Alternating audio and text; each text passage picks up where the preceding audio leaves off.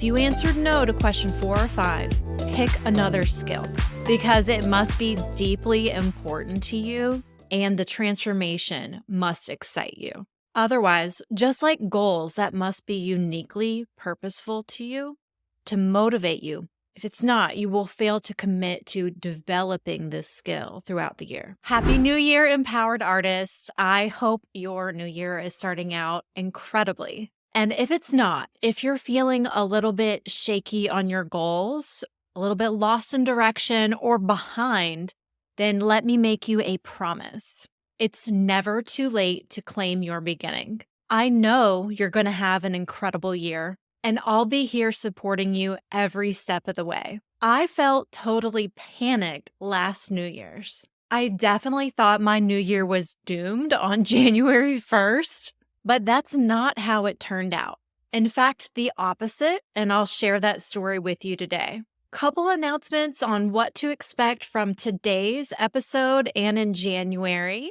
We've been honing in on the planning and strategy to grow your creative business using the SWOT method in the last 2 episodes. So essentially, the SWOT method is reviewing what went really well in your business last year and what didn't, and how you can use that information to inform what's going to fill your soul and your wallet this year. Remember to review your strengths, weaknesses, and opportunities from the SWOT, SWOT, covered in episodes 35 and 36, and especially learn these by watching the episodes on YouTube. And quick reminder, we still have Amazon Cash up for grabs when we reach 88 5-star written reviews on Apple Podcast.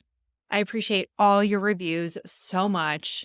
Love hearing from you guys. I am super excited about today's show. We're going to identify your one big skill to master this year, and we're going to do it together through 6 straightforward questions. Today is part of our January Jumpstart series, which is all about intentions, beliefs, and goals for an incredible year, moving you toward a life that you love as both an artist and a human. I have been in deep study of my goals and intentions for the year, and I've been circling back to what helped me reach my highest potential in the past, and I've been devouring new books, podcasts, and other high-value content, all of which I am going to be pouring into you this month for our January Jumpstart series.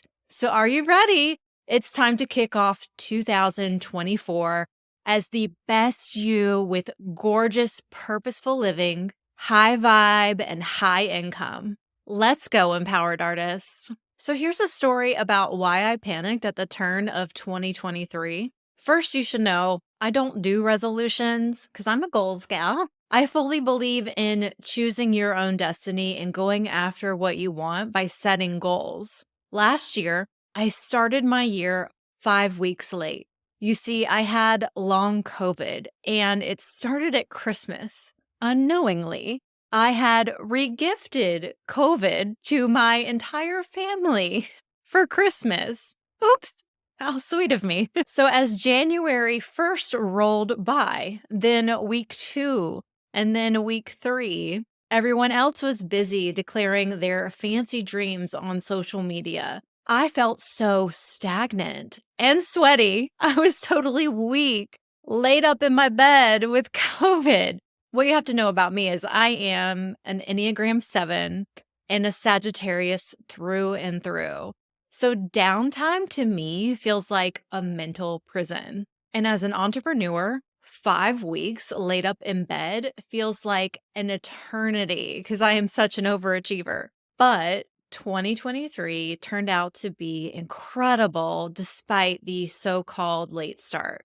At the turn of the new year, a podcast wasn't even on my mind because of my own mental blocks of what was possible for myself and my business with my chronic health issues. But that's the year that I conquered myself, started a podcast that I never dreamed of, and recorded over 33 weekly episodes. And despite the late start on the new year and all of the panic and gloom and doom, it all worked out. In fact, it was one of my most purpose-filled years. doing what I loved and leading others to do the same, chasing their dreams. You see, the ring of the new year is arbitrary. That's someone else's timeline.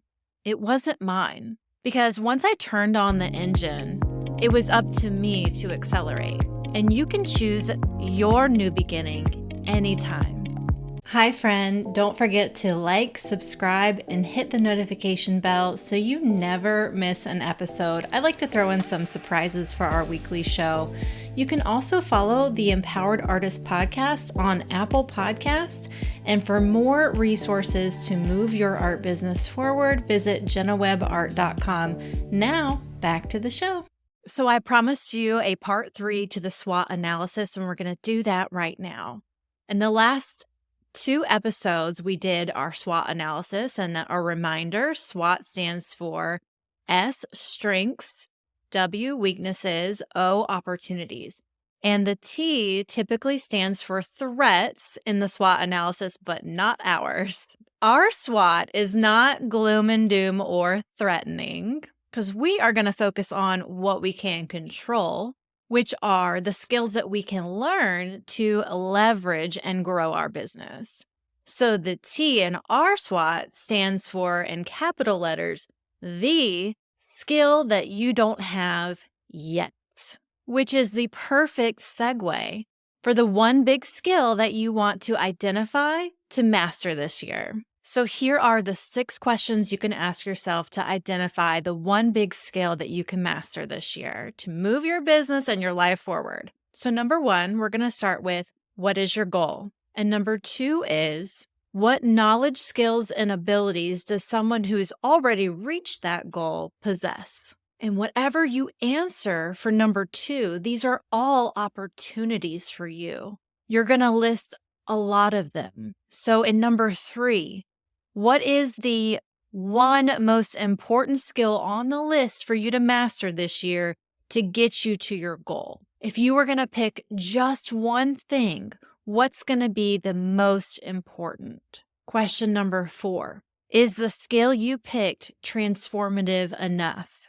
Will this skill completely transform where you are today and help you reach the next level and where you want to go? That means the skill you're choosing is challenging to transform the way you have to show up every day. That should excite you. So number 4 and 5, we're going to make sure the skill that you're picking is going to be the right skill and it's going to be what you should focus on. So number 5 is this skill you picked important to you? Is learning this skill important to your values? Is it aligned with your purpose? Are you picking it because you want to do it, not because someone else told you to and you feel obligated? So make sure it's something that's important to you. Number 6, if not, if you answered no to question 4 or 5, pick another skill because it must be deeply important to you and the transformation must excite you. Otherwise, just like goals that must be uniquely purposeful to you to motivate you, if it's not, you will fail to commit to developing this skill throughout the year. So I want you to answer this question for me as you're listening. What is your goal and what is your skill? You can answer the Q&A on Spotify. You can leave me a comment on YouTube or Instagram. What is your goal and what is your skill? Choosing the right goal and sticking to it is incredibly difficult for a whole year, especially if you don't have the right support with all the ups and downs and challenges. The solo journey can feel more like torture than excitement. So here's where I can help. If you want to step into your full potential and get personalized help with your goals from me, I have great news. There is just a little bit of time left to join us in the Artpreneur Monthly VIP January live goals coaching session with me. This is exclusive to Artpreneur Academy VIP students. When you sign up for the Artpreneur Academy today at jennawebart.com, you get your first month of VIP coaching for free. If today's episode fell on your heart, I would love it if you would share it with a friend. It really means the world to me when you spread the mission of the empowered artist. Thanks for listening, following, and dropping a 5-star written review. See you next week.